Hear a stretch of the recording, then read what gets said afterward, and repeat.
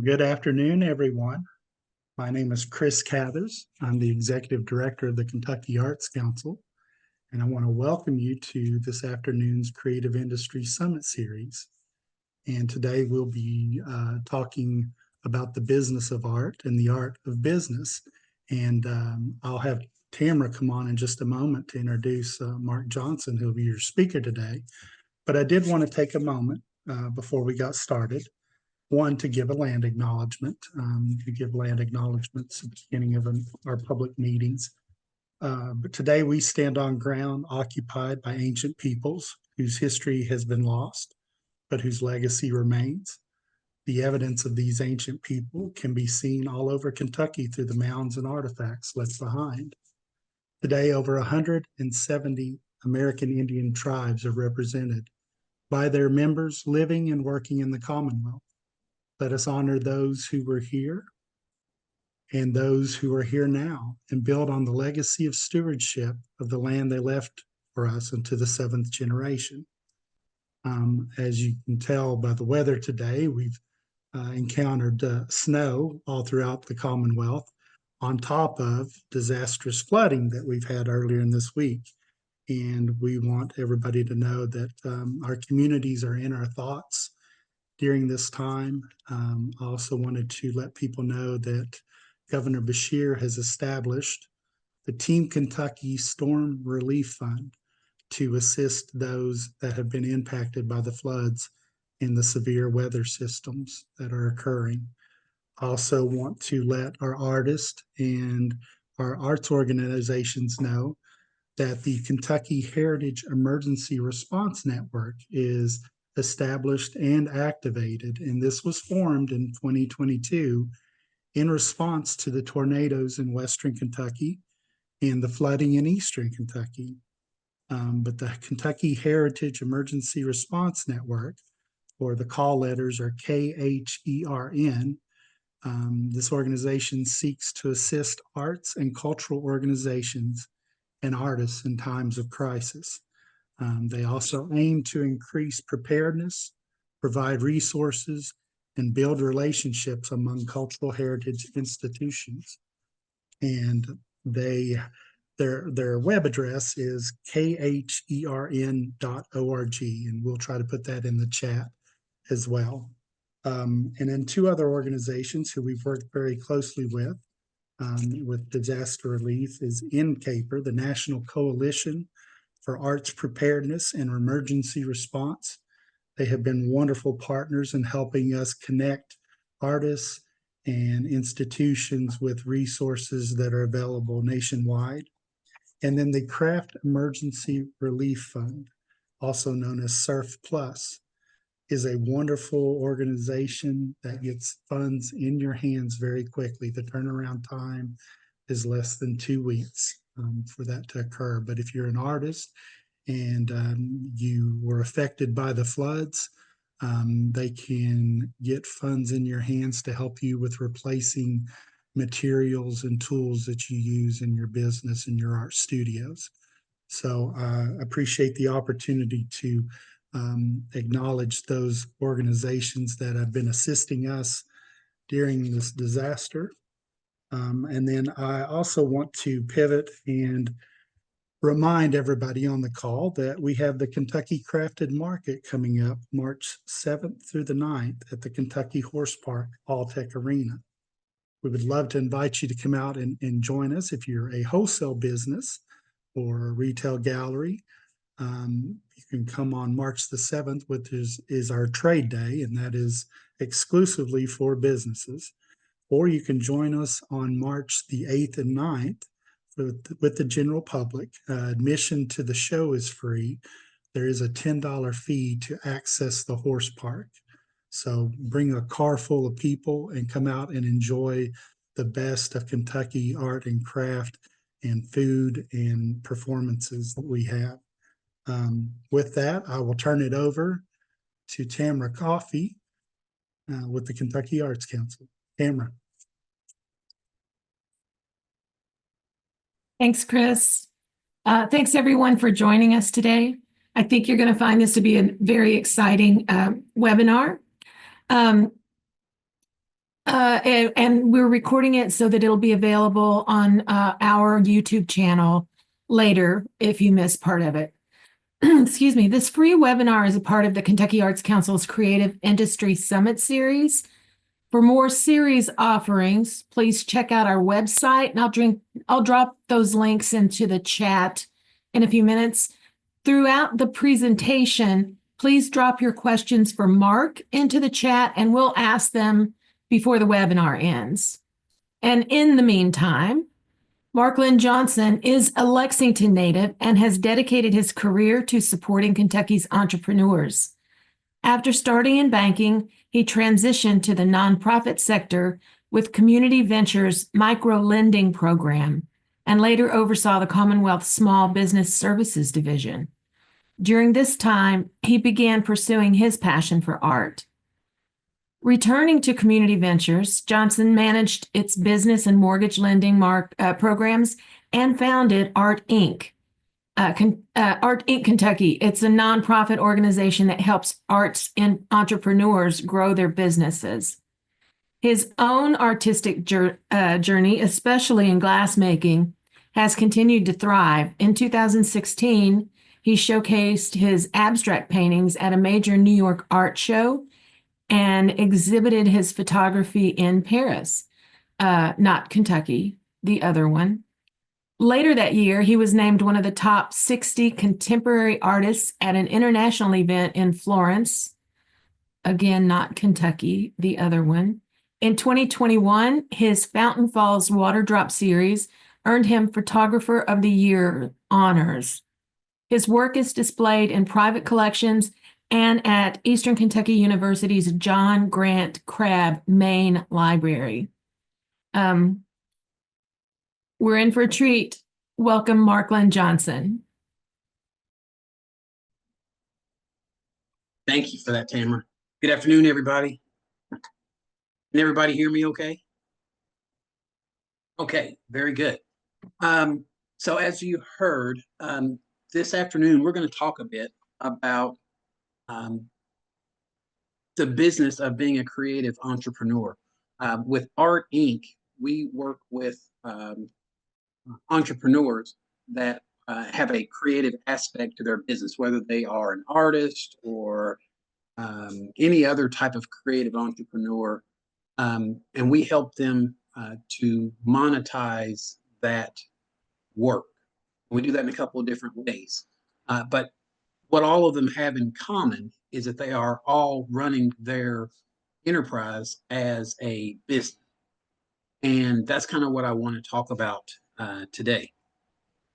As far as the agenda, I want to just go into a little bit more detail about who I am, so you'll understand the information and how it's coming across, why I'm choosing to share this information with you, and the perspective that I'm coming from. We'll get into workshop objectives. Then we'll talk about, can you sell your work and make a profit from it? Do you want to sell your work and make a profit from it? Then we'll get into that challenge that almost every single artist that I've ever spoken to has a challenge with, and that's pricing. We'll talk a little bit about retail versus wholesale. And then a very important aspect of being a creative entrepreneur, marketing yourself and marketing your work. We'll finish up with resources, and all throughout this entire process, again, as Tamara and Chris alluded to, I want you to ask. I want you to ask questions. So just to tell you a little bit more about myself, I consider myself a glass artist. I've had quite a bit of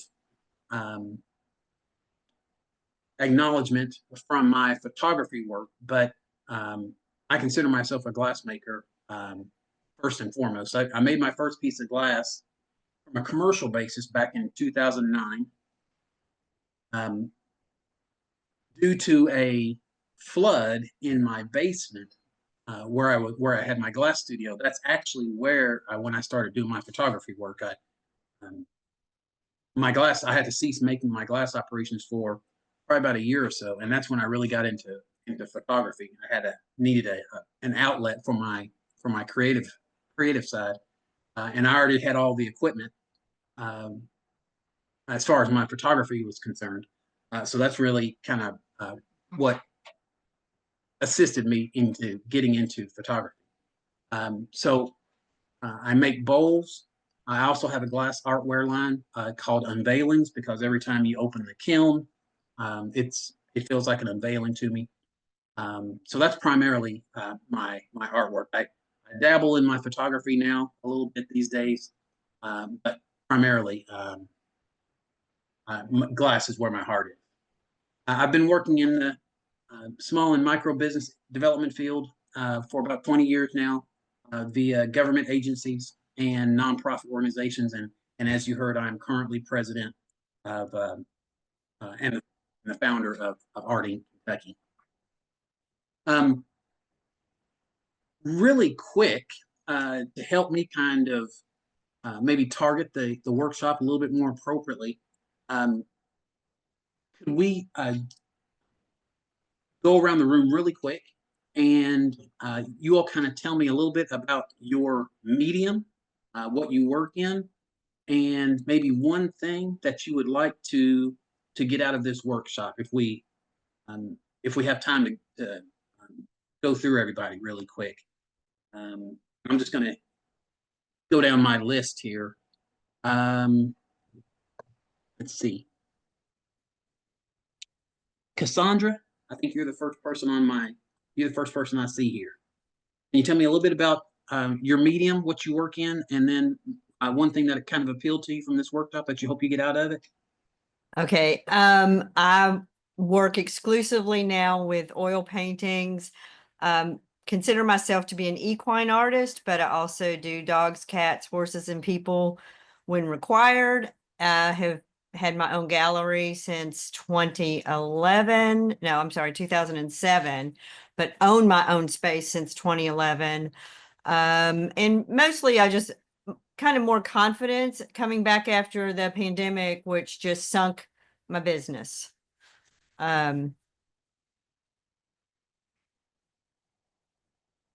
Okay. All right.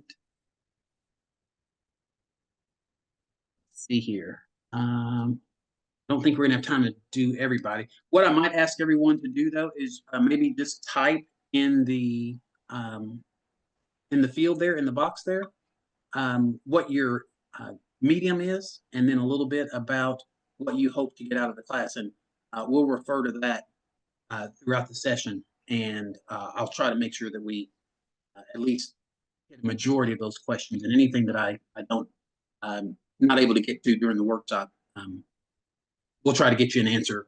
Some not able to cover it throughout the workshop. Okay.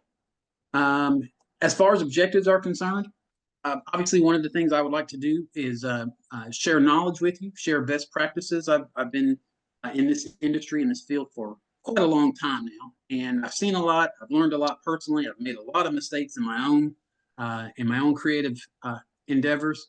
I've had some successes. I've seen what's worked with other artists, and I've seen what hasn't worked. So I want to share some of those experiences with you. Obviously, I want to again answer your questions. I think that's one of the things that our state does extremely well with the resources that we have through the Kentucky Art Council. If you're an artist, if you're a creative entrepreneur, and you have needs of anything that has to do with starting your business or growing your business, and you need resources, the Art Council is a fine organization, one of the finest organizations that I'm aware of in our nation, to help with those resources and help answers to those questions. So I want to make sure that this workshop is no different, and that you're able to get answers to your questions. Provide you with a few resources and some tips and some tools that can help you start and grow your business. And then finally, I want to encourage you and inspire you. With planning and dedication, this is a very doable opportunity for you. And again, you're in the right state to start such an endeavor or grow such an endeavor. Okay, so throughout all the years that I've been doing this, there's kind of three keys to success that I've been able to kind of gather along the way when it comes to being a creative entrepreneur. The first one is a little bit of business planning, and making time for the business stuff goes a long way. Being successful in any business really comes down to the planning and the time and dedication that you give to it. And being a creative entrepreneur is no different. So I always stress to our artists that there's obviously the making time, time where you're actually creating whatever it is, whatever your artwork is, but to be as successful as possible and to increase your chances of success, you really also need to dedicate time to doing the business stuff as well. So I want to encourage you all to, as you are, and I'm sure you're just like me, you're excited to get to making in the day or in the evening or on the weekends, whenever you're able to get into your creative space, into your studio space, and start making your work. But I would also encourage you to be just as excited about the business planning side of things as well, working on your website, doing your social media, obviously the business side of taxes and all those types of things as well. You need to plan those things into your daily activities as well. Make sure that you're staying on top of those things as well, in addition to the making side of things. You'll hear me talk about the importance of marketing throughout this entire workshop. Lots and lots and lots and lots of marketing. That's going to be a huge key to your potential for your success in starting your creative enterprise or growing your enterprise. And we'll talk about a few things, a few opportunities, kick around some ideas to help you with that as well. The goal is to perform artwork on a long-term basis that resonates with people to the point that they want to purchase it. That's kind of the goal of being a creative entrepreneur. And they have that opportunity to purchase it either directly from you through your representatives, such as galleries, or via other various venues. And we'll talk about all some of those as well. But the most important thing is that this is how you're going to derive your revenue. And that's kind of the key to being in business. Sometimes people just not necessarily are interested in creating profit. They're just kind of doing it as a hobby, and that's totally fine. But for those that are interested in doing it as a business, that's where you really kind of have to focus on your expenses and revenue, and again, the marketing side of things. And that's kind of what this workshop is kind of geared towards. It's for those that are really focused and want to operate as a creative enterprise. So the first thing you kind of have to figure out, and this is within any business, is how do you know if your stuff is wanted, if what you're making is really wanted by your customers? A couple of ways that you can do that. There's obviously feedback from customers and potential customers asking, what do you think? If you're already in business or you've already generated some sales, that's a good way to start and to find out is by asking those customers. If you're working with galleries, shop owners, asking them for their feedback or the feedback of their customers, or what are their customers saying about your artwork? Other artists and creatives, whomever your potential customer is or your representatives. That's a really good way to find out if your work is wanted. And when I say that, I'm talking about not only from the quality of it, the beauty of it, but also from the price perspective of it. You have to determine that the work you're making is desired by your target market at the price point that you need it to be to make it financially beneficial for you.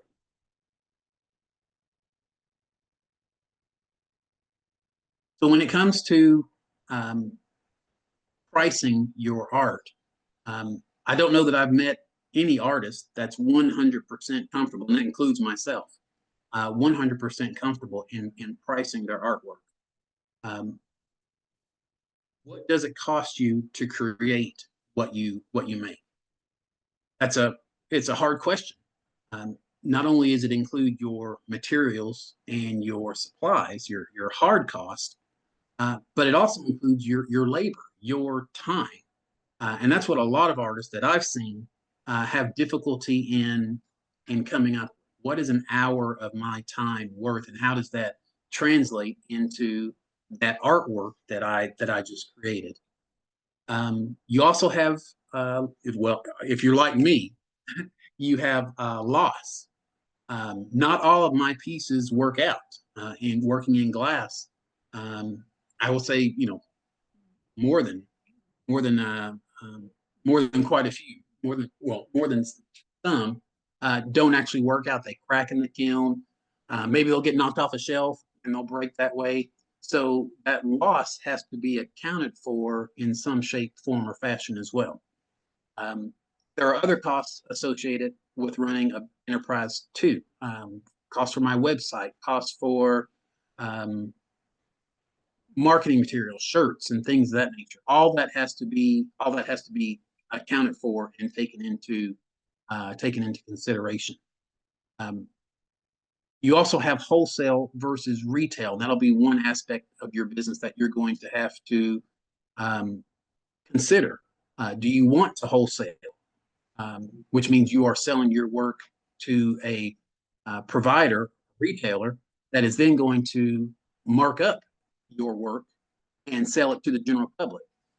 Is that something that interests you? Well, if that's the case, then the wholesaler is not going to be able to pay retail. They're going to want a discounted price on your work so that they can then turn around and mark it up so that they can make their money off of it. Even if you're selling at wholesale, you need to be able to make sure that you're at least covering your costs and bringing in a little bit of profit to compensate you for your time and your efforts. And then certainly retail, you certainly, again, want to be making sure that you are doing all of those things, as well. So we'll talk about the difference in those and give you a few strategies and tips, rules of thumb on how to assess both of those, on how to assess both your wholesale pricing and your retail pricing. Now, I will say this. There's not one size that fits all. So based on your artwork, based on different aspects of what you're doing, there's not going to be one perfect answer for everybody. But what I'm going to try to do is give you at least a couple of rules of thumb that you can start from, and then with additional research, reaching out to the Arts Council, reading books, things of that nature, you can kind of develop a pricing schedule for both your wholesale and your retail aspects if you're interested in doing both, that you can kind of customize and fine tune to your own business. Again, there is no one size fits all pricing model that's right for every single type of business. Kind of have to look at it from your own particular needs and your own particular business model. So here's two ways to kind of price your artwork. One of these is from some of you may be familiar with Melissa Esch. She's an artist here, a local artist here in Lexington. Have had a number of conversations with her about pricing, and this is kind of her wholesale pricing strategy. She takes her labor costs, so she is paying herself, compensating herself for her time. She adds to that labor cost based on her time, her materials costs, and then at least a 15 to 20% markup on that amount. And that's kind of how that's at least her starting point for her wholesale price.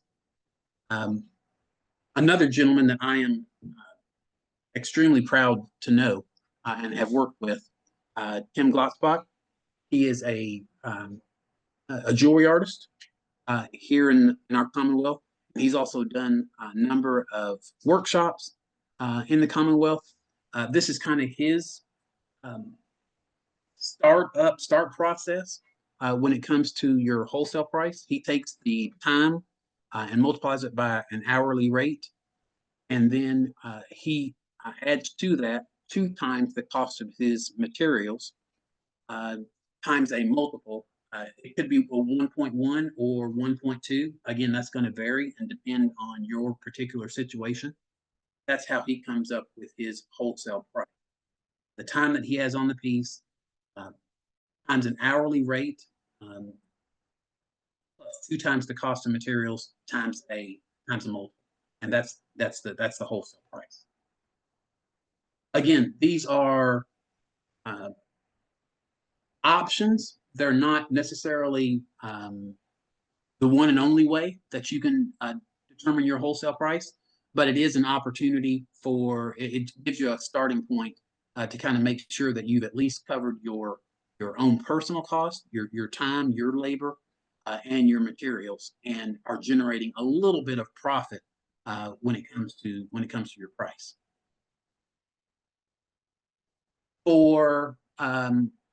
For your retail price, you're typically taking 2 times whatever your wholesale price is. So whatever strategy or whatever way you are determining your wholesale price, you're usually going to just multiply that by 2 to get your retail price.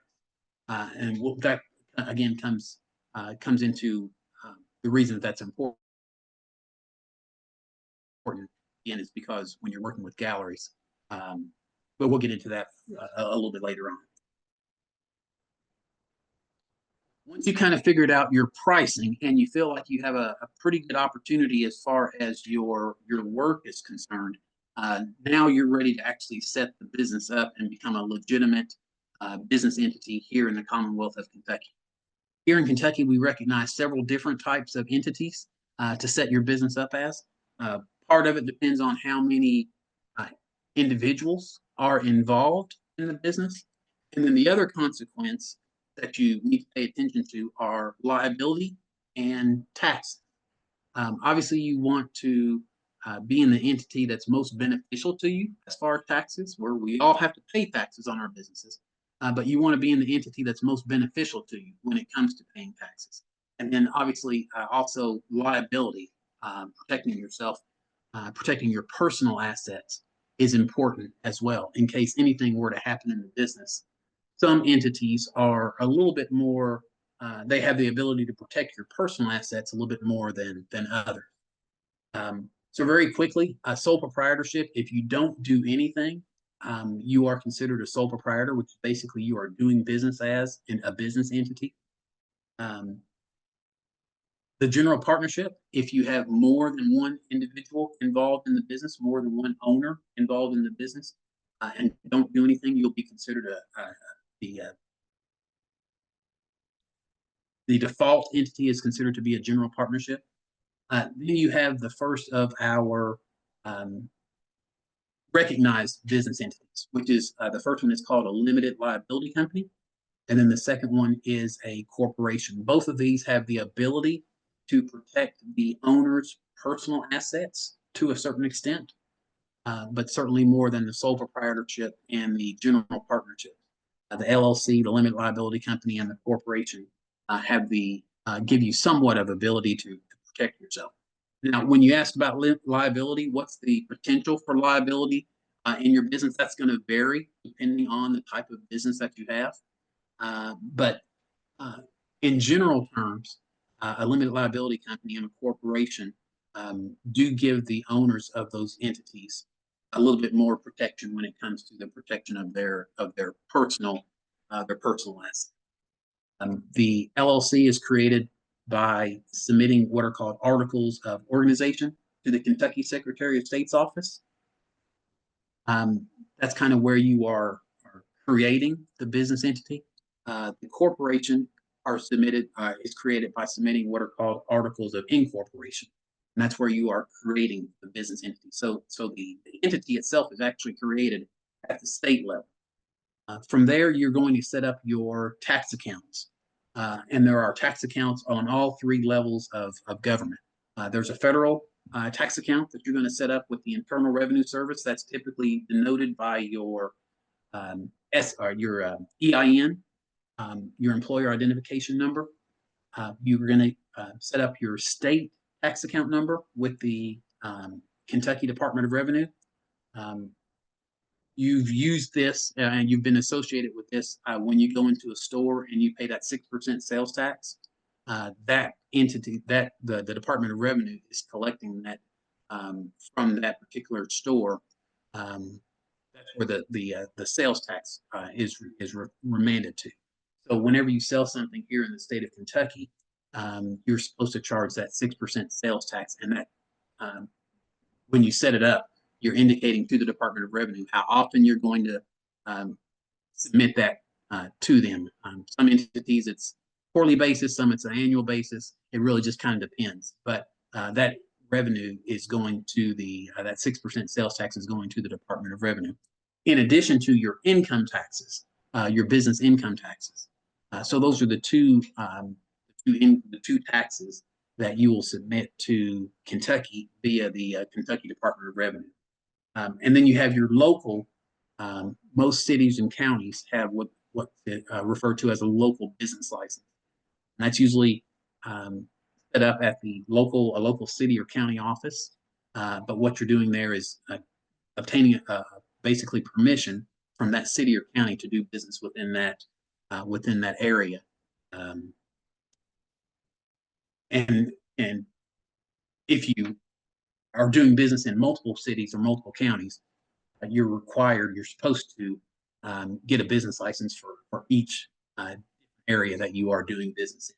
So a business license for Fayette County, Lexington, for example, does not allow you to do business in, for example, both entities, both cities, counties have their own business licenses. So that is something that I would highly recommend that you work with an attorney on getting your business set up. Let them help you create your business entity. And not only is it the creation of the business entity, but it's also the maintenance entity as well.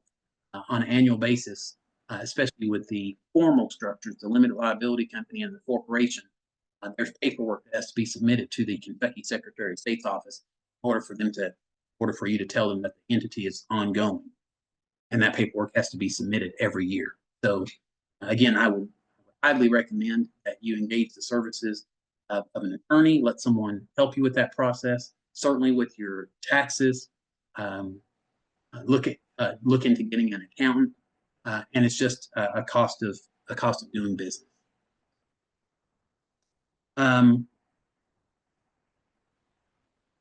Let's see. I think I had a question there, but I wasn't able to see it. Can someone read that question out to me? I've got it, Mark. Okay. Let's see. Jean Freebert, I hope I'm saying that right, has asked if there's a way to get a copy of your slides. Oh, yes. Yes. I will, whatever should I send that to you, Tamara, or? Yeah, you send it to us. So if it's okay with you, we'll send it out to her. That'd be perfect. Absolutely. Okay. Let's see. Steve Harris is a wood artist. He wanted to get more information on wholesale pricing. And doesn't have a specific question. Steve, there's also a whole webinar on wholesale pricing. If you go into the Arts Council YouTube channel, you can find it there. Yeah, I mean, we could dedicate an entire workshop just to pricing. And I apologize, I'm not going to be able to get into a whole lot of detail on any one of these aspects. This is really just kind of meant to be a high-level discussion on what it takes to be a creative entrepreneur, what you need to be aware of. But really, on any one of these things, you could workshop all to itself. So there are some great workshops that are on the Art Council's YouTube channel. So I would highly recommend taking a look at those. Again, if there are questions after that, reach out to them, and I'm sure they'll point you in the right direction. Mark, I have a comment here from Daniel Pauly, who is a potter. He'd like to know about resources during the slow times. I'm assuming maybe you're talking about grants and things of that nature. Is that kind of what He doesn't referring specify. to? I'm going to assume that they're kind of talking about grants there. Again, I would look to the Art Council's website. They have an area on funding assistance, the different programs that they operate. There are some grant opportunities from time to time, so I would start there. I don't know that on a considered basis that there's a lot of grants that you can absolutely count on that you will receive. So I've always maintained to artists that I've worked with is that you kind of have to run your business as if, for example, grants did not exist. And then if you get one, if you're able to get one, if you're fortunate enough to get one, even great, even better. That's kind of, the gravy on top of your potatoes. But otherwise, you really kind of need to run your business entity as if the income that you're going to be generating from the sales or from other aspects of your business, and again, we'll get into that just here in just a few minutes. That's how your business is going to how it's going to thrive. So that's kind of really kind of left up to the business owner in determining, making the determination, looking down the road. If you think things are going to slow down in one area of your business, for example, how are some ways that you can bolster that business through those slow areas? For example, obviously, we're just coming out of the holidays. The first quarter is always a little slow in terms of retail sales. How do you, if you're in business, how do you manage that process? If you know that you, especially if this is your sole source of income, if your creative enterprise is your sole source of income, how do you budget for that? How do you manage through that process for that first quarter when retail sales aren't necessarily as robust or as vital as they are maybe through the remainder of the month? So maybe there are other opportunities for your business. Maybe there's teaching opportunities. Maybe there's things of that nature where you can bolster the sales of your business in other ways. But again, we'll get into that here in just a few minutes. But I would. I'm Go sorry. ahead. I'm sorry. I have just one more question related to what you were just talking about, and I think this might have been the one you were referring to. Okay. Clara Burton is asking, where do you go for information for a business license for a sole proprietorship? Yeah, the business license is typically issued by the city or the county where you are going to have a physical presence. So certainly wherever you are based, wherever you are going to be generating sales on a personal basis, on a physical basis, wherever you're going to be doing business, that's the entity, the city or the county that you need to inquire with to obtain a business license. So, for example, I live here in Lexington, Fayette County, so I have to have a Lexington, Fayette County business license. I also, from time to time, travel to other cities or counties to and I have a physical presence to do business there, to transact business there. I'm supposed to inquire with those cities or counties as well in order to inquire about their business licensing process. So wherever you're going to have a physical presence, that's the entity, the city or the county entity that you're going to need to inquire with about their business licensing. If you're going to be doing a art fair, for example, and maybe you're based in one city, but the art fair is in another city, you need to inquire with that other city, or maybe even inquire with the entity that's putting the art fair on to see if a business license is required to operate in that. But it's the different cities and different counties have a different name for the office where the business license is typically issued. Sometimes it's the county clerk's office, sometimes it's the revenue office. So it really just kind of depends on the city or county that you're located in or that you're inquiring about. But usually, if you contact the city, the county clerk's office, they'll be able to tell you, the entity, the office that you need to contact when it comes to doing business. Did I answer that question? Is that okay? I think that's good, Mark. Okay. All right. So continue on with the legal matters. Once you have established your business structure and you have established your tax accounts on the federal, state, and local level, the next thing to do then is to establish your bank account. And the one thing I will say about your business bank account is that you really want to treat this as a business bank account. Only business transactions go in and come out of your business bank account. When you go to your bank, they're going to ask you for some documentation, the paperwork that you receive back from the Kentucky Department, from the Secretary of State's office, that show where you have created, if you've gone with a limited liability company or a corporation, they're going to want to see that paperwork. They will also ask you to see your paperwork from the Internal Revenue Service that documents your EIN number. And then sometimes they'll ask you for your local business license as well. But if nothing else, they should certainly ask you for your business license to show that a formal business has been established. So with that, you'll want to contact the bank that you choose to do business with and actually ask them what documents they require when it comes to setting up a business bank account. Even if you're operating as a sole proprietorship under your own name, you're still going to want to set up a bank account that is solely for your business purposes. You don't want to use the same business, or you don't want to use the same bank account that you buy your groceries from, and things of that nature. You want a bank account that's solely dedicated to your business. When you make sales, the income from your sales goes into that account. When you have expenses and write checks, the expenses for your business come out of that account. If you need to write yourself a check, that's fine. You can always, if you need to take funds out of the account, that's fine. You can always write yourself a check. But you want to make sure that there's a paper trail for all of it. So bank account, only business income and business expenses.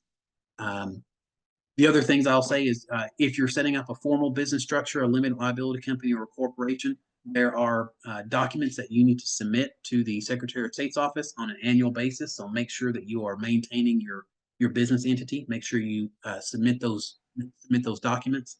And again, I will always recommend and defer to hiring an accountant for your taxes, and even having an attorney that you can contact when necessary, not only to help you create the business entity and maintain the business entity, but if you have a contract, for example, that you need to review, or a lot of galleries, for example, operate with agreements. You always want to make sure that you are having someone review those that will review them for your sake, and that's what an attorney is for.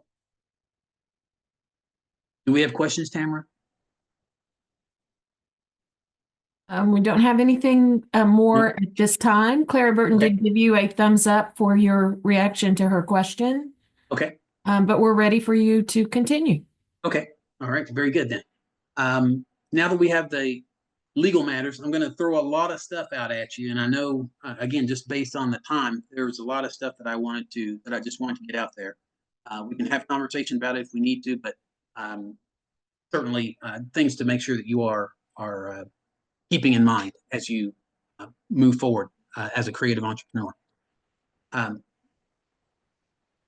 One of the things that I have a challenge with is understanding the balance between art making time and business owner time. I think a lot of artists really, again, to emphasize the point, they really want to be making art as much of the time as they can. And the business stuff is kind of the stuff that we really don't really want to deal with. Updating your website, doing your social media, tracking expenses, budgeting, taxes, any types of marketing, getting in contact with potential vendors and galleries, for example. or trying to come up with ways to sell your work or to generate income.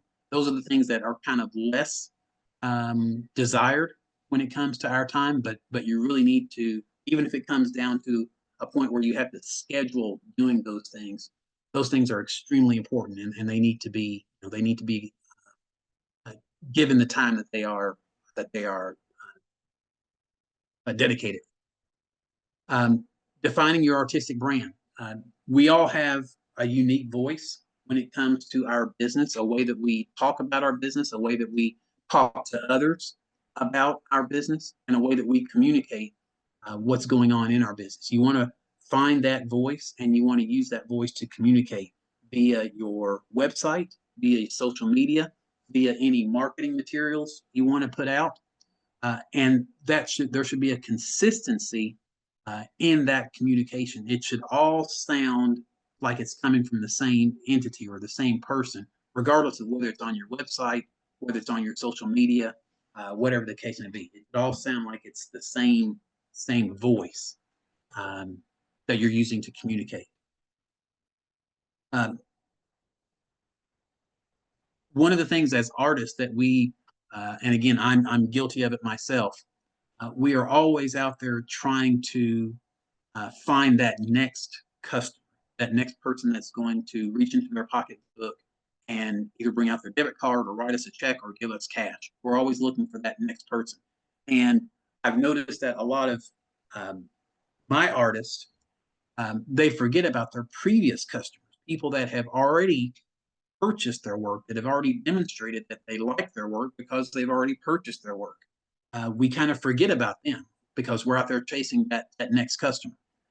So one thing I would recommend is that you have a customer list with email contact, and you are maintaining contact with those previous customers, with people that have supported your business on a continual basis, whether that be monthly, quarterly. You can kind of decide what that frequency needs to be, but you want to make sure that you're not forgetting about the previous customers, the individuals and the people that have already supported your business in the past. If they bought work from you already, they're already interested. So if you're putting out new work, if you've won an award, if you're going to be doing a show, if you're teaching a class, anything along those lines, you want to make sure that they are, you want to keep them informed, and that's how you keep them engaged and keep them interested in your work. Again, constantly engaging your audience, growing it. Certainly, if you're doing shows, having a sheet there where people can just sign in and their email address, and when you get done with that show, you add those email addresses to your database. And again, you're just keeping up with them and constantly engaging with them, letting them know if you're going to be different places doing shows or anything like that. Anything that you think is important for them to know, you want to give them. You want to make sure that you're giving them the opportunity to learn about it. We kind of alluded to this one earlier. The need to create, or the importance of creating, multiple streams of revenue.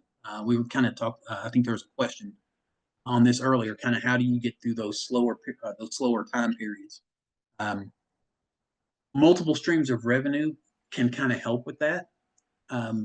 Most of artists that I come into contact with, they want to be full-time artists. They want to live 100% off of their artwork. Well, it's extremely difficult to do that when you're in just one gallery. So obviously, being in multiple galleries, that's certainly beneficial and helping you generate multiple streams of revenue. Hopefully, as you're making sales in all of those galleries are sending you checks on a monthly basis, and that can be reinvested back into your business, as well as helping you to cover your personal expenses. Online sales, that's also another opportunity to generate income. One of the ways that a lot of our artists are starting to do is teaching. That tends to be kind of timeline neutral. So in this period that we're in, for example, right now, where retail sales are traditionally a little bit slower, a lot of our artists have started teaching, doing one-on-one classes whether they're painting or woodworking, but they're teaching those skills to individuals that are willing to pay them for it. So that's another good opportunity as well. Certainly taking commissions. Um, so having work and having a conversation with a customer and creating something specifically for them based on their specific needs and wants. Um, there's a few things that you need to take into consideration when it comes to commissions, but that's also another opportunity for you as well. And then licensing, and that's one of those topics that we could do a session on all by itself. But licensing your artwork as well, lots to take into consideration. I would certainly and highly recommend having an attorney in that situation work with you. But licensing can also be an opportunity for you to generate what I call passive income, because that's not necessarily you working on a specific piece.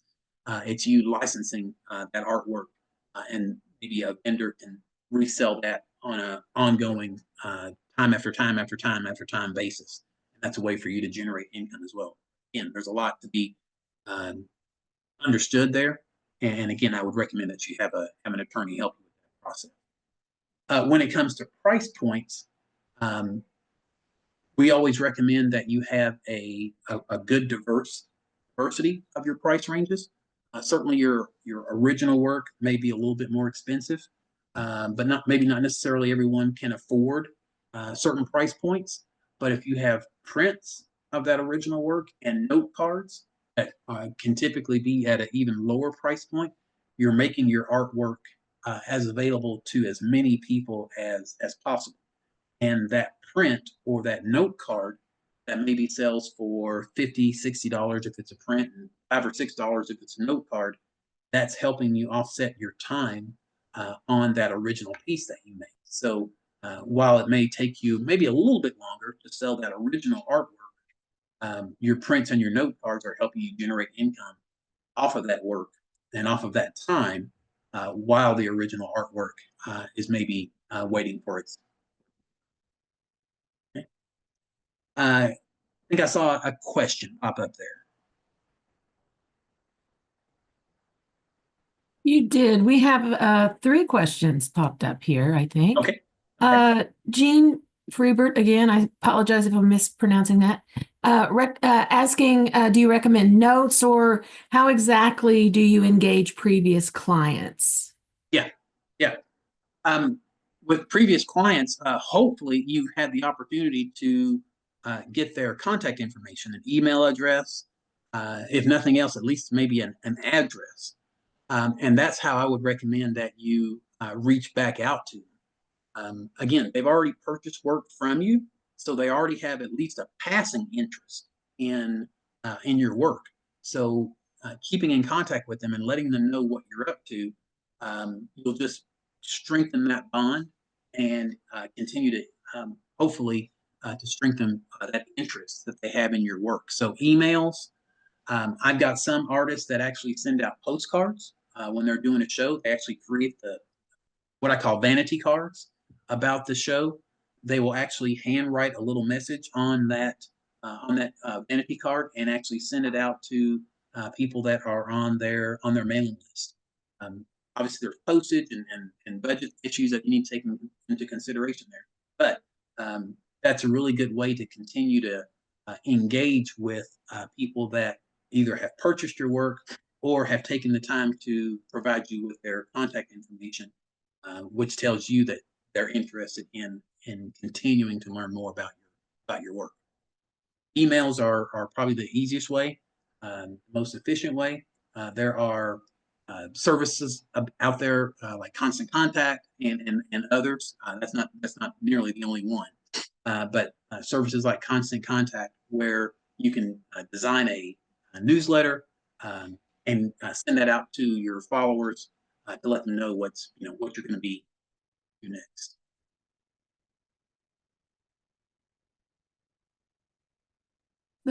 So there's a couple more questions. Okay. Ms. Cunningham is curious about business insurance. Do you have recommendations?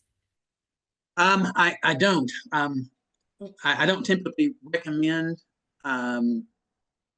business or insurance agents, what I typically suggest is that if you have insurance now, car insurance, home insurance, whatever the case may be, that you start with that insurance agent and ask them. Maybe they can help you out with business insurance, or maybe they can refer you to someone that can. The more important thing is that you want to get someone that is familiar or as familiar as possible with the type of business that you're doing, so that they can make the appropriate recommendations to you. For example, if you have a location, you might want to make sure that you have liability insurance. If someone comes in and maybe they slip or they fall over something, or whatever the case may be, you want to make sure that you are able to take care of them if they injure themselves on your at your place of doing business. By having that in conversation with the agent, they can kind of ask those types of questions, and then they'll be able to come up with the most appropriate insurance package. So I don't recommend we don't recommend specific agents per se, but I do say start with whoever your insurance agent is and see what they say. If you have a current insurance agent, if not, I would talk to friends and family that maybe have businesses and ask them for recommendations, and kind of go from there. From Renee Galway, earlier you mentioned potential liabilities as a consequence. Can you provide an example and a solution? Also, do you have guidance for commission structure? Wow. Yeah. Commissions are probably a workshop that we could spend quite a bit of time on. I will say about commissions that the more conversation that you can have with that individual prior to starting the work, the better. What are they looking for?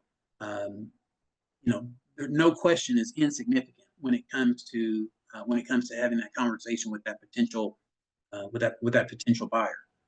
Time frames. How long is it going to take you to get the artwork done? Are they okay with that? Size, prices, anything along those lines. If you can give them a sketch or a rendering of what the work is going to look like before you actually create the work, and make sure that they're okay with that. Those types of conversations are extremely important, and they can save you kind of some headaches going down before you go down the road.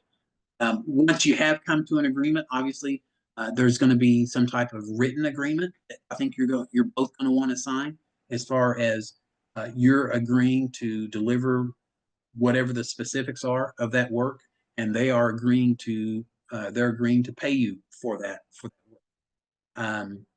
There may be something about getting a deposit. You may want to get a certain percentage of the total dollar amount in order to be engaged to start working on that piece. I have seen it where an artist went through and did all the work, and then at the end of that process, for whatever reason, the individual didn't care for it, and the artist was left.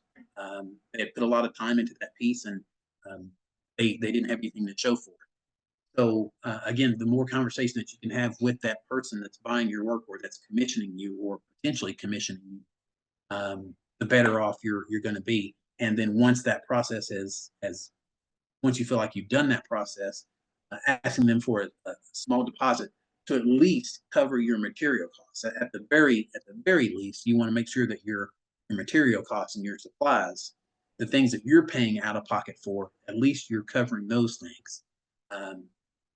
And then maybe there's once you get halfway through with the piece, maybe there's an additional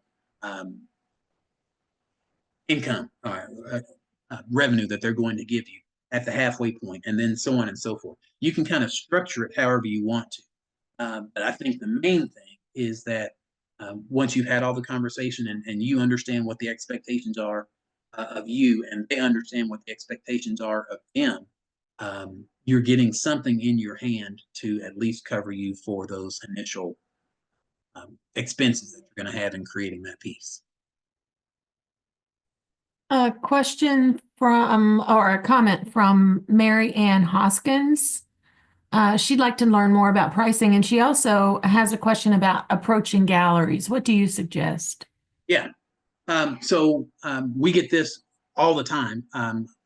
One of the aspects of Art Inc. is a retail gallery that we run in downtown Lexington. And sometimes we get artists that do it really, really well, and then sometimes we get artists that um, present some challenges to us. I'll put it that way. Um, the right way to do it is first off to do research on that gallery and see what type of artwork they're carrying, and just make sure that the work that you're producing kind of matches with the aesthetic of what the gallery is carrying. That's the first thing. Is this going to be a good fit um, in terms of you with the gallery? Not only is it with the gallery with representing you, but you want to make sure that your work is in the most appropriate place. You only have limited work, so you really want to make sure that it's placed in the most appropriate place to generate sales. So do your research on the gallery. What type of artists do they carry? What type of work do they carry? Things of that nature. How active are they on social media? Are they promoting their artists?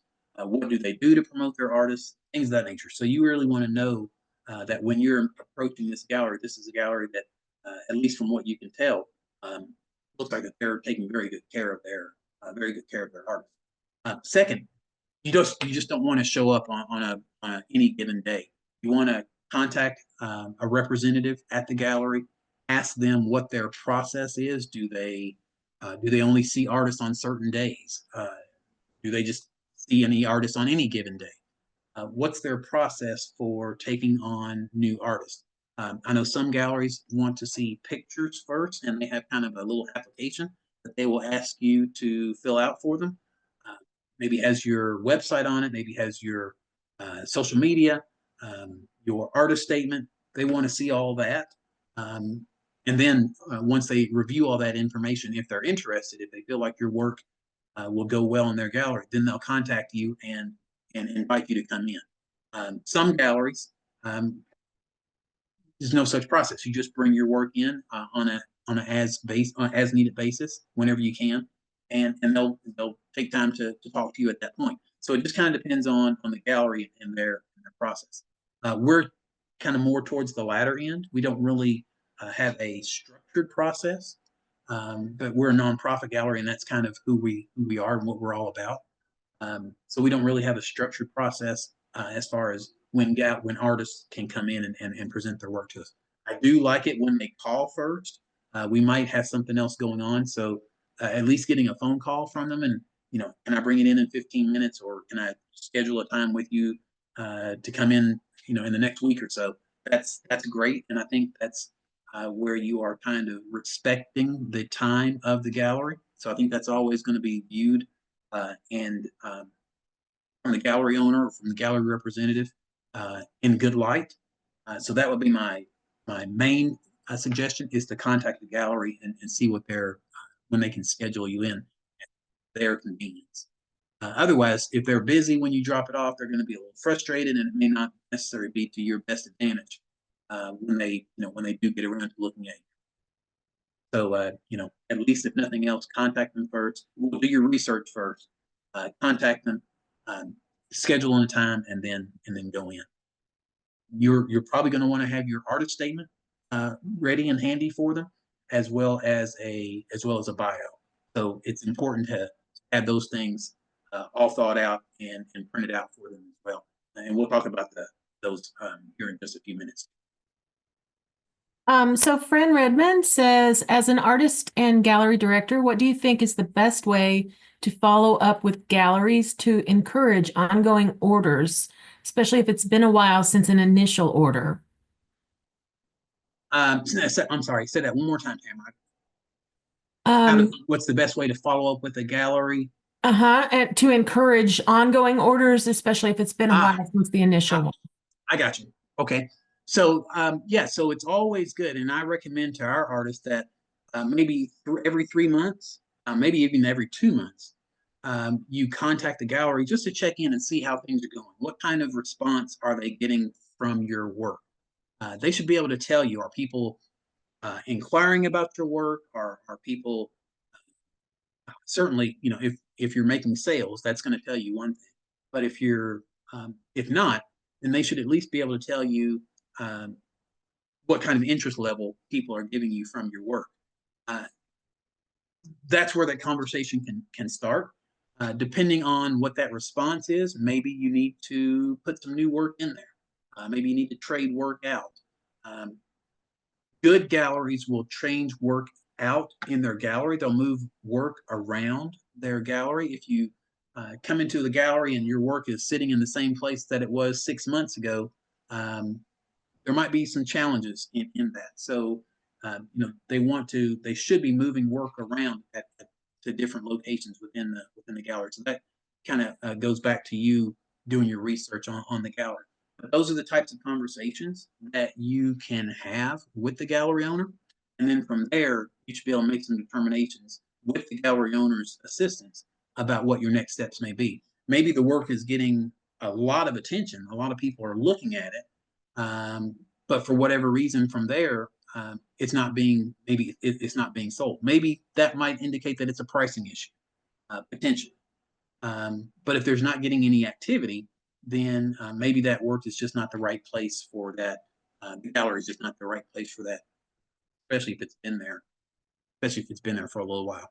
But that's the type of conversation that you can be having with the gallery, and they should be able to, give you some type of indication as to what that conversation, what it is, what's going on with it. Remember, But that's when it's important to call and schedule that appointment, so that they can be expecting it and prepared to have that conversation. sorry, Mark. Remember, if you have more questions for Mark, just type them into the chat. Here's one from Suzanne Bunch. How do you approach licensing and finding an attorney for help? Yeah, great question.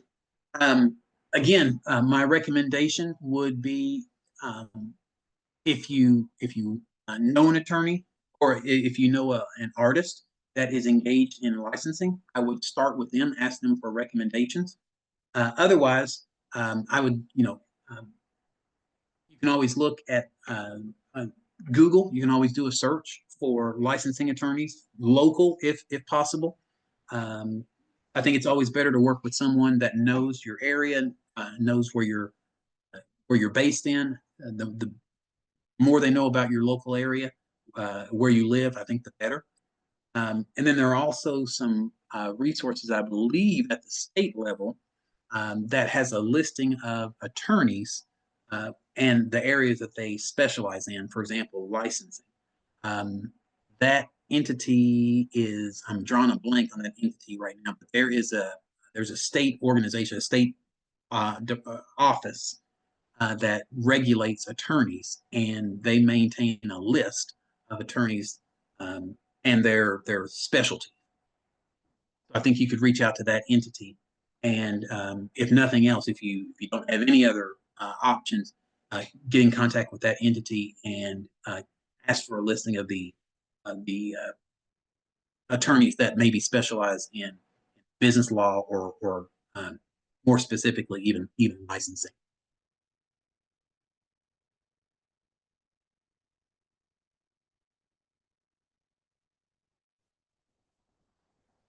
Is that okay? Okay, well, I was trying to put something into the chat. I missed out. So there has been a Kentucky Volunteer Lawyers for the Arts. I don't have contact information for them right now. If you're interested in that, though, you could always look at the National Directory of Volunteer Lawyers for the Arts, and I'm putting their a web address in the chat right now.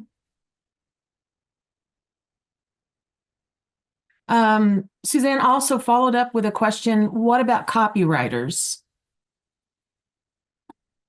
Yeah. Again, that's a very specific type of law. And I would recommend that you work with an attorney that specializes in copywriting. It can be again, you want to make sure that you're protecting yourself in the best way possible. And there may be an investment involved.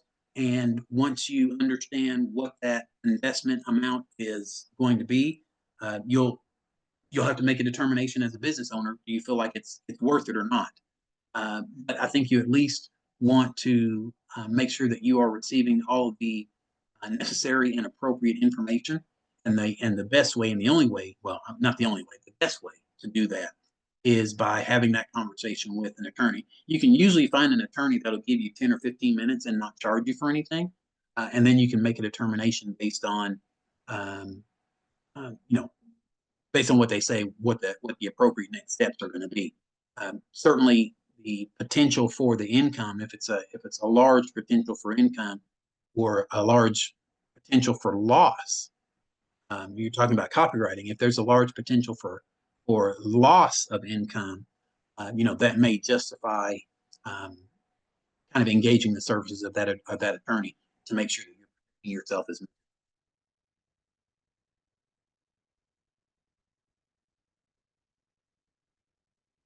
Was just going to mention that the Kentucky Peer Advisory Network actually has among its advisors a lawyer from Louisville, Jeremy Beck. Nice. And I think someone posted someone else in the chat too. So check that out.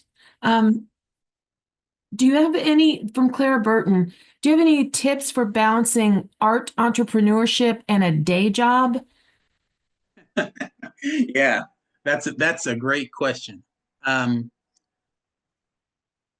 only thing I can that's exactly what I'm doing. And the vast majority of the artists that I know, that's what they're doing as well. I think one way to kind of approach that is what helps me at least is to schedule it. I mean, I literally have a calendar that I have scheduled myself to be in my studio, for example, from 6 p.m. to 9 p.m. on a certain day. And that way I'm looking at it and I'm seeing that several days ahead, and I know that that's what I'm going to be doing. And I'm not going to be, doing anything else. I'm not going to go to the mall. I'm not going to be, doing anything else that particular day, that particular time. That's my studio time. I think doing things like that will protect your time in your studio. And my family knows about that as well. So they're not going to be engaging me and tracking me and taking my time, trying to take my time away from that. They know that that's my time to be in my studio. They have their time with me when they need me and want to be engaging with me. But when I have it on my calendar, everyone has access to it. That's my time for my studio. They know how important that time is for me, to me. So they need me. They've either caught me before or whatever it is that they need me, that it can wait.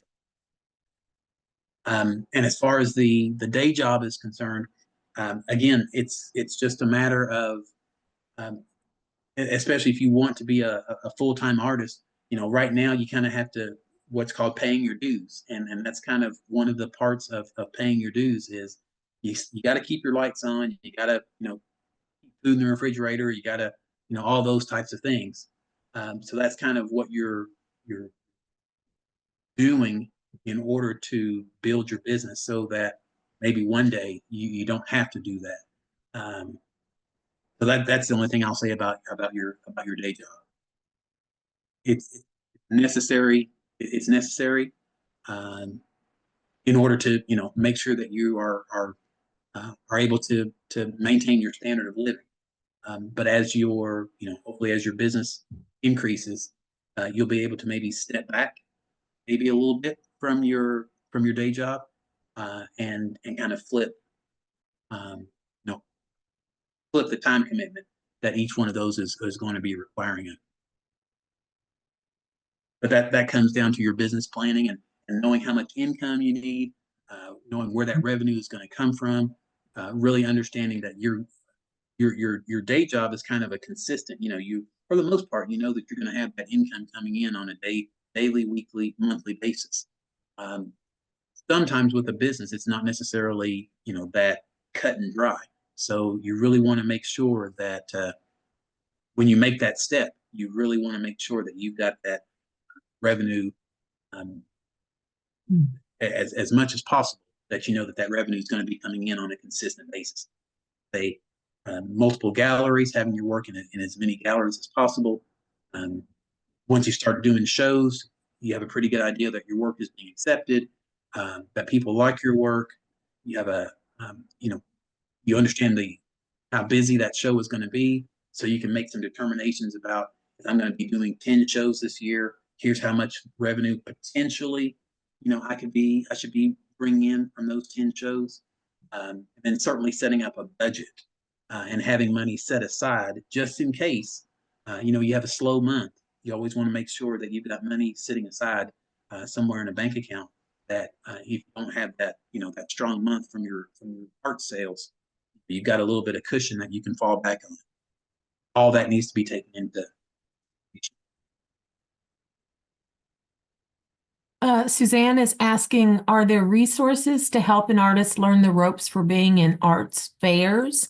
And do you recommend any resources for things like discounted tents or other things you would need for your booth? Yeah, I mean, as far as the fairs are concerned, if I'm not mistaken, and Tamara, you all might know this better than I believe, there is a directory that of all of the different festivals and things of that nature that are that's published about the Kentucky festivals. I believe I've seen that someplace before, and I might have even been your all's website that I've seen that before. Yeah, I think you're right, Mark. I think Dave Blevins, who's our arts marketing director, would have that information if someone wants to contact him here at the Arts Council. Yeah. So again, you know, take advantage of the resources that are out there. But that would be my first recommendation if you're interested in shows and things of that nature. Start local. You know, I wouldn't necessarily go off to California to do a show initially. I would start local, kind of get an idea of how things are going to go, how you pack your vehicle, you know, things of that nature, that you can learn, and as you gain more experience, then you can go a little bit further, you know, further out. Especially, obviously, it's all obviously going to be a little bit more expensive for you the further you go as well. You may even get into hotels and things of that nature. So start small, start close, and then as you go, you know, you can always expand out from there. I have a question here from Clara Burton. Do you have any performing arts specific tips?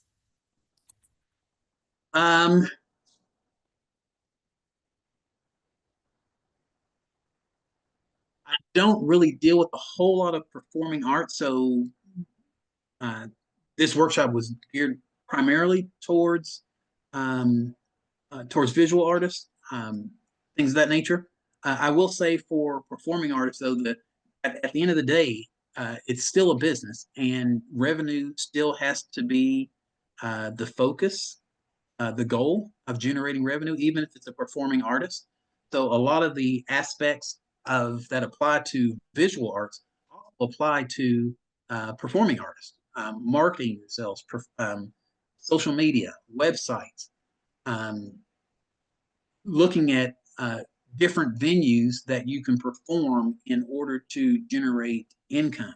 And sometimes you have to think outside of the box, especially if you're just getting started, thinking outside the box to help you just start getting out there so people can start seeing you perform. But certainly taking advantage of social media, developing websites. If there's a possibility of capturing testimonials from anyone that you've worked with in the past, and marketing those, using those for marketing purposes, I would highly recommend that as well.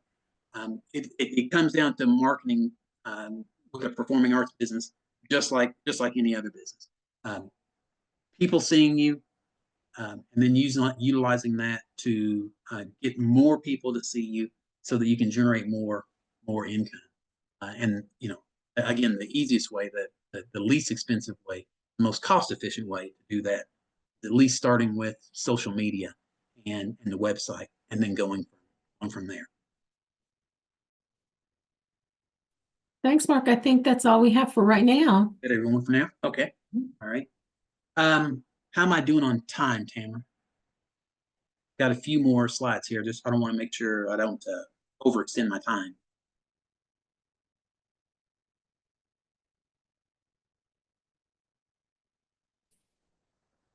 You have about 10 minutes and we can take a Yes. couple more questions too. Okay. Okay. Very good. Very good. Okay. So again, I think we left off with the importance of creating multiple revenue streams, if it's possible for your business. Certainly, galleries, having a number of galleries send you sales proceeds on a monthly basis. That'll be an opportunity for you. Online sales, teaching, commissions. I think we went through all of this. The prints, the note cards, so that you have different price points that people may be able to afford. Solo shows, trying to take advantage of solo shows, even group shows, doing other shows with artists. And then art fairs, if you're interested in being out on the weekends and going from place to place. We have a number of our artists that also do that. They enjoy that process. It gives them time to spend with other family members. And they enjoy, setting up their tents, meeting new people, taking their tents down, and moving on to the next show. If you enjoy that process, that's a phenomenal way as well. Obviously, you have to take into consideration the added cost, gas, wear and tear on your vehicle. Again, sometimes there's hotel rooms. Food may not be as big of a deal because you'd be eating regardless of whether you're home or whether you're on the road. So that may be a cost that's already factored into your daily budget.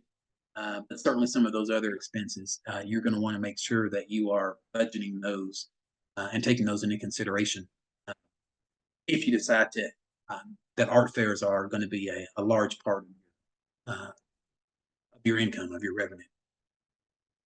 The other thing I will say too is follow and reach out to other successful creative entrepreneurs, whether they are in the same medium, working in the same type of medium that you are or not. I follow a number of artists on social media.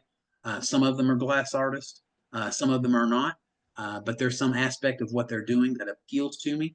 And they are very successful either in terms of their social media following, their followers. There's something that they're doing that appeals to me. So I'm a big proponent of copying success. If you see an artist that's doing something and they're doing it well, look at it, utilize it, take advantage of it. Now, make it your own, especially when it comes to marketing. Make it your own, but look and see what they're doing. How often do they post to social media, for example? Are they posting pictures? Are they posting, reels? Are they doing stories? What are they doing that's being so successful for them, especially when it comes to large followings? And then again, copy success. And then the use of collaborations, working with other artists.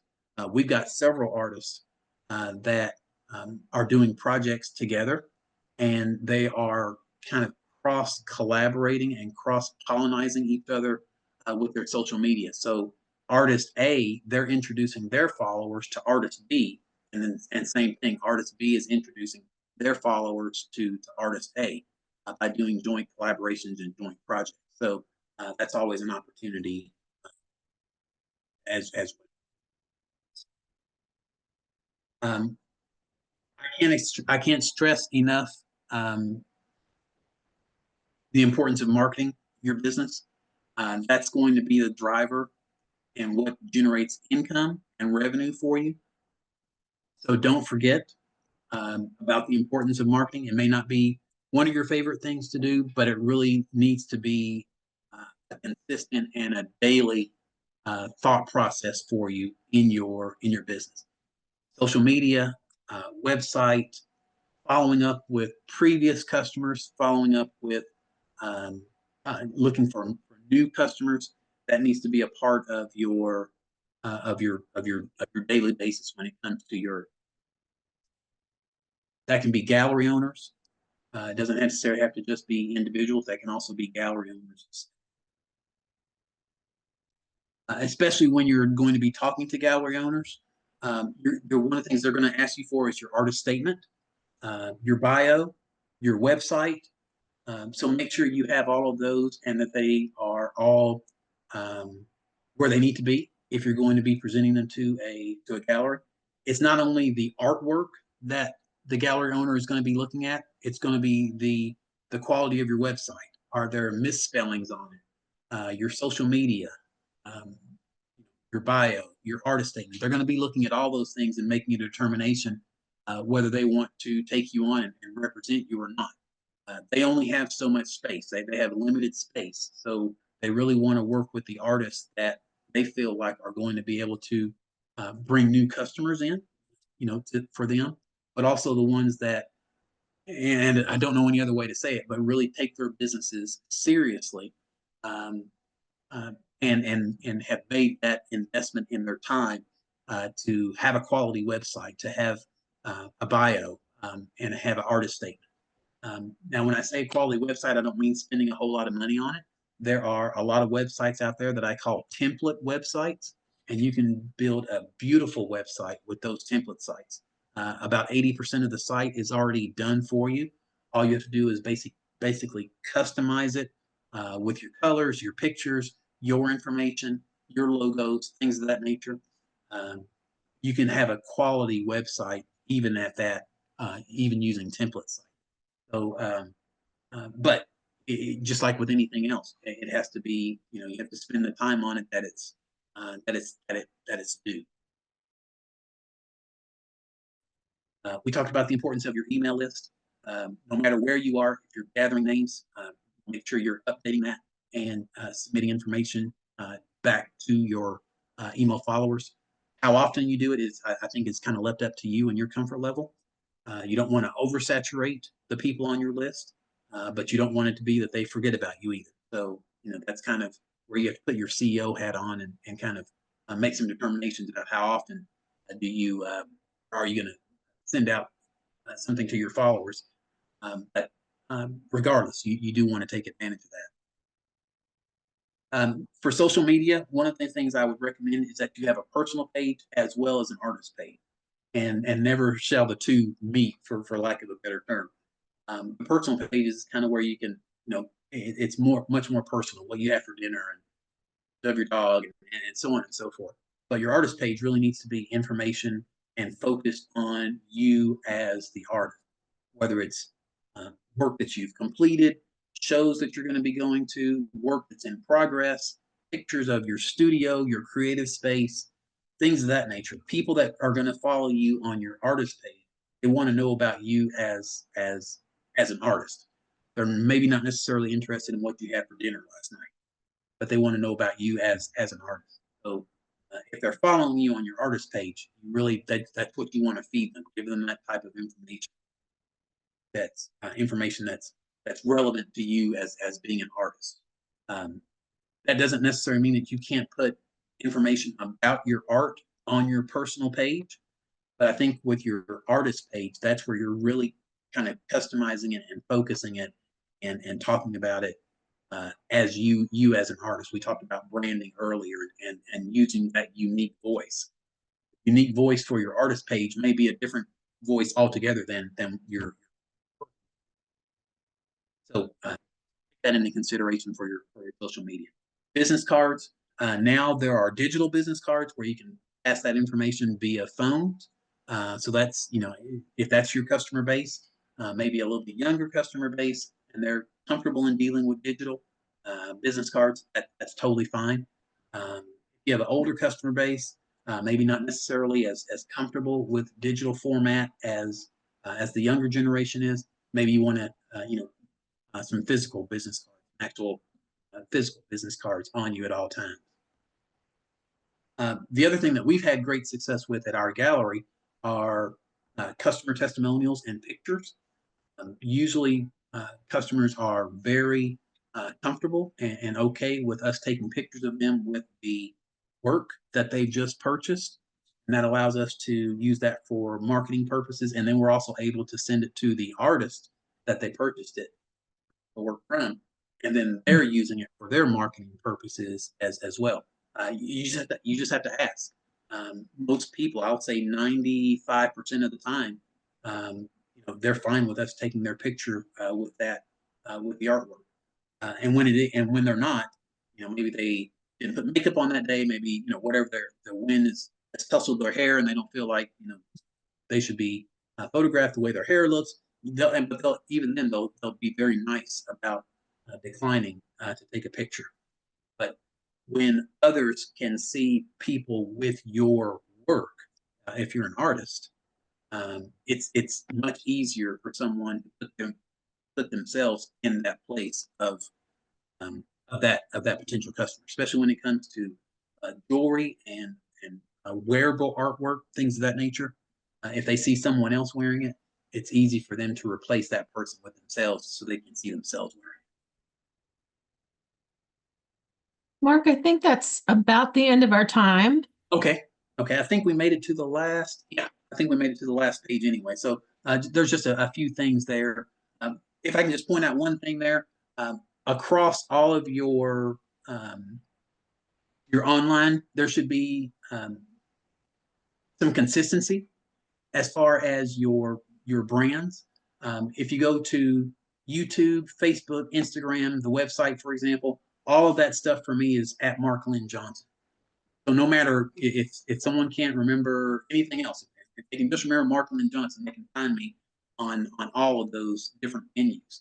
We have some artists that they're Mark Johnson here, they're Mark Lenn Johnson here, they're M Johnson here, ML Johnson here. If at all possible, try to be consistent, no matter no matter what your venue is, so that people can, if they just remember one thing, they can find you no matter where. I think everything else there you can kind of go through. Online sales venues, there's a number of them out there. Etsy, Zazzle.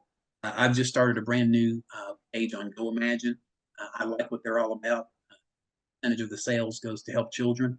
That really appeals to me. So I've closed out my old e-commerce page, and I started on Go Imagine. But again, there are others out there: Amazon, eBay, UGallery. There are a number of the others out there. Art for Home is also a fantastic concept that that I always look forward to receiving in the mail. Hope this has been beneficial for everyone. To Chris and team, Tamara, thank you all for this invitation. I really appreciate it. And I hope this has been beneficial for everyone. Thank you all for attending. Thanks, Mark. That was great information. Thanks for sharing that. If you'd like to get into a deeper conversation with Mark, consider applying for a Kentucky Peer Advisory consultancy. Mark is one of our peer advisors. That'll come up, I think, over the summer. Let's see. I just wanted to let you know the recording of this webinar is going to be on our YouTube channel if you want to review it or share it with others. Our next Creative Industry Summit Series webinar is next week on February 27th at 10 a.m. Confidently Teaching Creativity with artist Grace Henderson, who will look at the process of creating impactful art experiences in schools. Got some other things you might be interested in. On March 18th, Molly Quinlan Hayes of the National Coalition for Arts Preparedness and Emergency Response, or NCAPER, is going to be here to talk about easy and inexpensive steps to protect yourself, your work, and your materials and equipment from all types of interruptions and emergencies. Given that we're going through a lot of flooding, that might be helpful if you want to check back in with us. Anyway, and later on April 2nd, we're going to have a webinar on taxes for artists and creatives. In June, there'll be one on social media marketing, and we'll have more listed on the website as we get all the information together. So check the website again. Thanks for joining us. Enjoy the rest of your afternoon. Stay warm and stay safe. Thank you, guys.